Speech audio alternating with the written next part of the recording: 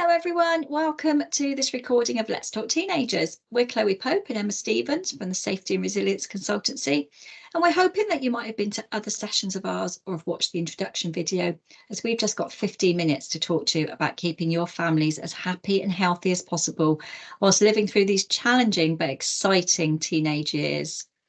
So let's not underestimate how difficult these years can be, both for you and for your teenagers. Their bodies are going through enormous changes. Puberty can be a tough ride, and whilst all this is happening, they're often being asked to make big decisions about their futures. Sometimes things are easier to cope with if we understand them a little bit more. So there is a link on your screen now to a short video that we recommend about teenage brain development. It's suitable for you and your teenager to watch, and it just spells out some of the massive changes that are happening. So when we know about all these biological changes that are happening, how is this going to affect day-to-day life for our teenagers? What's it going to look like in your home? So what we're going to see is our young people seeking more independence, and this is likely to influence the decisions that they make and the relationships that they have with their family and friends. They're going to start wanting to do things on their own, even when it is a bit scary, or you might feel that they're not yet ready. It's not always okay, is it, for you to walk with them anywhere or be seen dropping them off or picking them up? They may still want you to, but they're also looking for ways now to survive without you.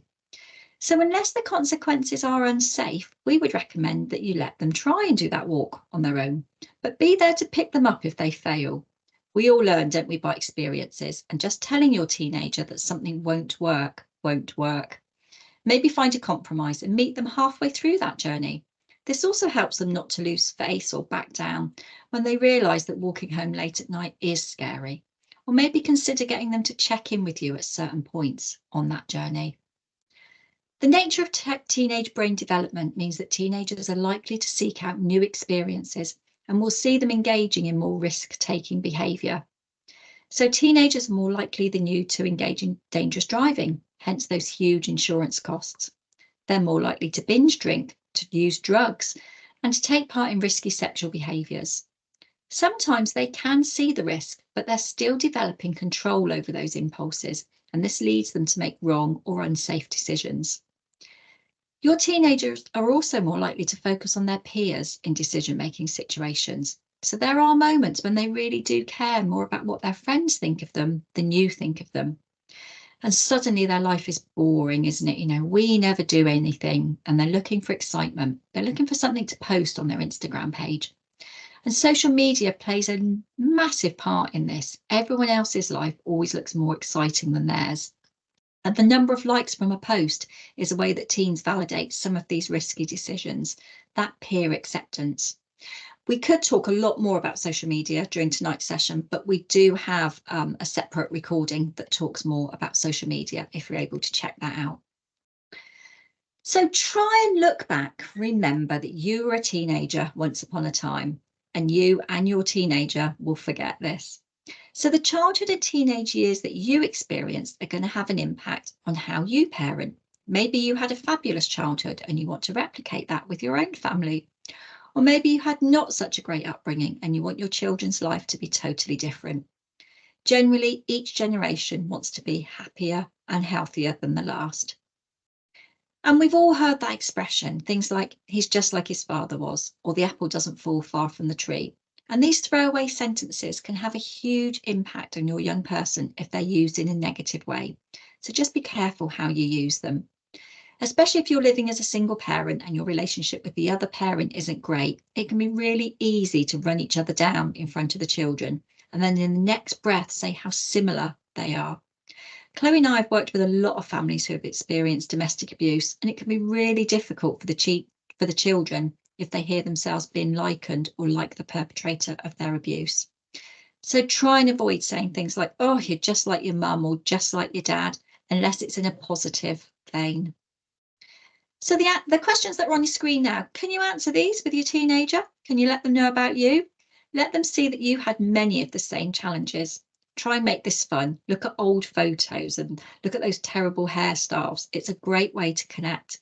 Maybe listen to your favourite band from that time, but be prepared to listen to their favourite band too. So the idea of this exercise is to get to know your young person. What are they really like? You think you know, but you might be surprised. Let them get to know you and to appreciate your life. In our other sessions, we look at some of the scary challenges that our young people face and about warning signs for you and parents and carers to recognise. If you don't know your teenager very well, you're not going to see the signs. You're not going to recognise that there's been a shift. Our teenagers, like we said, are searching for identity. The young people are busy working out who they are and where they fit into the world. And until now, this has been shaped by you. But now the search is influenced by gender, by peer groups, by cultural background, media, school, but still also by family expectations and by you. So let's just look a little bit more about some of these influences. Do you know who your teenager admires, who they're watching on social media, and who they might aspire to be? Teenagers select role models, whether good or bad, to copy. And as they strive to develop a sense of identity and purpose, these role models become important in helping them to identify the behaviours, attitudes, and qualities that they want. And as role models can have a huge influence on young people, it's really important for us to keep the lines of communication open to help them work out if a celebrity or person is a worthy role model. As always, talk to your teenager. Ask them who they're watching and why they like that person. Challenge the stereotypes if you need to, remembering to remind them that social media personas are not always real. Maybe ask to watch alongside them. They might laugh and not want you to, but actually they really will appreciate the interest that you take. But the biggest role model in a child's life is you, their parent or carer. So before we start unpicking this, I've got a short clip to share with you. It is a very old fuzzy clip, but it really helps to demonstrate the point that we are making.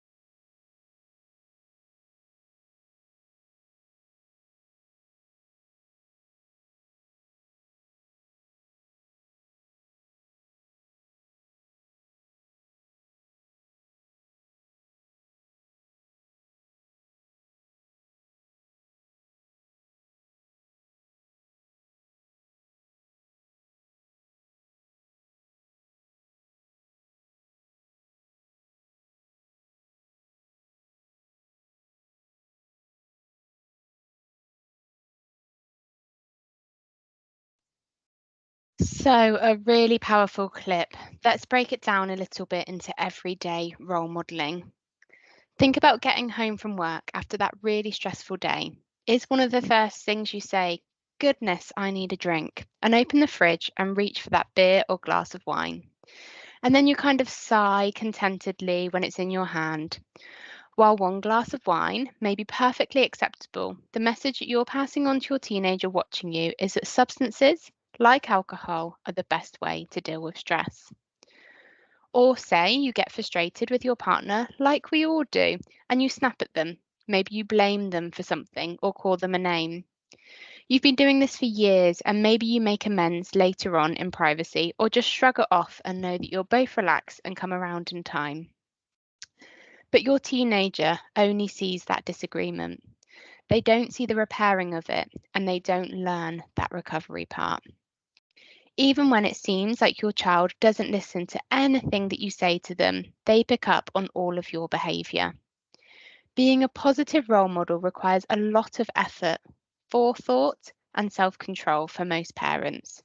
Because your children are watching you all of the time, your actions, beliefs, and attitudes become integrated into your child's way of being. Therefore, it's very important that you be very intentional about what behaviours you model for your children. Unfortunately for parents, the saying, "do as I say, not as I do," simply does not work. Teenagers especially can sniff out hypocrisy immediately, and they gain the most from parents who demonstrate consistency between their actions and their values by walking the talk. For example, if you don't want your children to lie to get out of going to school by faking illness, then you best not lie about taking a sick day from work. If you don't want your children to spend excessive time on technology devices, put your phone away at dinner time too. Being aware of this huge responsibility can encourage us to be better ourselves. For example, if you do not want your teenager to smoke, then one of the most effective ways you can communicate that is to quit smoking yourself, or to not even start in the first place. Teenagers respect adults who live by the rules that they preach. As we said, hypocrisy delusions children and sends them looking for alternative role models to follow. They will start to look up to those celebrity influencers that they watch, or even the gang leaders that we've spoken about in other sessions. They're absolutely not looking for perfection from you. They're looking for how to deal with real life. Your children need to see you deal with normal day-to-day life. Be kind to yourself when you make a mistake and be accepting of them when they do. It takes so much pressure off them to be perfect because you've modelled for them how to treat themselves and others when the inevitable mess ups happen. So let's talk about sex, something that fills our older teenagers' heads a lot of the time and also brings up a lot of questions for our younger ones. It is evidenced in lots of studies that teenagers who feel comfortable talking openly to a parent or another adult about sex are less likely to go through with something that they may not really want to do, or have an unplanned pregnancy or contract an STI, for example. If you can give your children the sense that you're open to anything they have to say, good or bad, they are much more likely to share what is really going on in their lives. Please do try and encourage honest discussions of sexuality and answer questions as frankly as possible. Every family has its own values and beliefs about sexual activity in the teenage years. The important thing is that these beliefs are communicated clearly and that the opportunity to talk is always left open. Try not to react badly or judge them if they tell you something that you don't like. We need to try and remember that once upon a time, we experienced the same feelings and drives as our teenage children do now. Try and think back to your first love obsession, for example. You may or may not want to share this with your teenagers, but try and take yourself back to just how intense those feelings were. I know it can be embarrassing, but we really do need to try and get over it. But when can you have these embarrassing conversations? Well, it's a real myth that you need to just have that one big talk with your young person when it comes to difficult conversations. Helping them to feel that their thoughts and actions are not a taboo subject, that they can bring them up without it being a big deal, can be a great comfort. It also helps them to feel that they have someone to turn to if they do get stuck. So this doesn't mean awkwardly shoehorning the topic into your conversations, but simply checking in from time to time and letting them know that they don't need to be embarrassed if they do want to or they need to talk. But if something worrying has happened, do try and speak to them then and there about what has happened and try not to put it off. And that's because the opportunity may not arise again. It may not need a full discussion at that time if emotions are high, but at least acknowledge the situation. Don't ignore things, they don't go away. If they make a worrying disclosure, try and gather the information from them about what has happened or what is happening in a gentle way. Remind them that you're here to listen to them and to support them. There's absolutely every chance that they'll find this conversation awkward or unpleasant, as might you, but knowing that you're there to help them if they need it can be a big comfort if they decide that they do need it. Besides, any information or advice you're able to give can make all the difference when it comes to making good decisions in the future. And try not to take things too personally. It might not be you that they're angry with at all. Try to start from a position where you understand and can show that you have understood. You may not agree, but listening shows respect for their point of view. Try to encourage and invite that discussion without it sounding as though you're laying down yet more rules. Try and use sentences that begin with things like, have you thought about, I wonder if, or would it be a good idea if we? Showing your young person how to negotiate, present their point of view respectfully, and come to an agreement is a vital life skill. Don't miss the opportunity to teach them how to do this at home. Look at compromises so that you both come away from the conversation feeling listened to and respected. And be aware of the language that you use. Try and find appropriate words to describe how you're feeling. So, are you feeling frustrated, annoyed, stressed, unhappy, irritated, wound up, or let down? It can be much easier to explain how you feel if you can use the right words. Above all, let them know that you're there to talk to them if they have any questions, worries, or concerns. Explain that although initially you may be angry or scared by what they tell you, you will look at a plan together and you won't just leap ahead into action without their input. When trust is broken or repeatedly broken, then closer monitoring or restriction of freedom is the only way that you have as a parent to show that you care enough to hang on in there until some learning has taken place. Try to gradually give your teens opportunities for them to show you that they can be trusted and make encouraging remarks when all goes well. If you set a boundary or make a promise, you must stick to it. Trust is two-way. The more trustworthy you are, the more trustworthy your young person is likely to be. Emma. So let's take this back to the absolute basics. Any of you who have done any kind of psychology work or looked at your teenagers' homework will recognise this pyramid as being based on Maslow's hierarchy of need. So Abraham Maslow proposed this theory way back in 1943, but it's still as relevant today as it was then. So the idea is that the needs lower down the period must be satisfied before individuals can attend to their needs higher up. So if a young person's basic needs are not being met, they're going to have little or no opportunity to reach their potential. There's a lot of evidence about why children living in poverty do not do well at school. And looking at this, it's so obvious, isn't it, that if they're worried where their next meal is going to come from or where they're sleeping that night, how can they possibly focus on that maths project and do well at school? So let's just think for a minute about that bottom line of the pyramid: food, water, warmth, and rest. So these are the basics, aren't they? Is breakfast available? Is your teenager's bed warm and duvet? Is their duvet clean and comfortable? And this is where nurture really does play a huge part in all of this. The little tiny things can make a huge difference. Most teenagers live in their bedrooms, and those bedrooms are in an absolute state. But very simple things like making their bed for them or opening a window is going to make them feel much better. You might not want to do this at times. They've made that mess, let them live in it.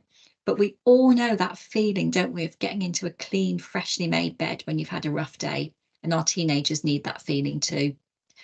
And believe it or not, your teenagers still want to spend time with you. Yes, of course, they're on their laptops or their phones and they're playing games and they're talking to their friends and they're watching YouTube and they're eating every snack in the cupboard and still convincing you that they're doing their homework. But they are still looking to you for guidance.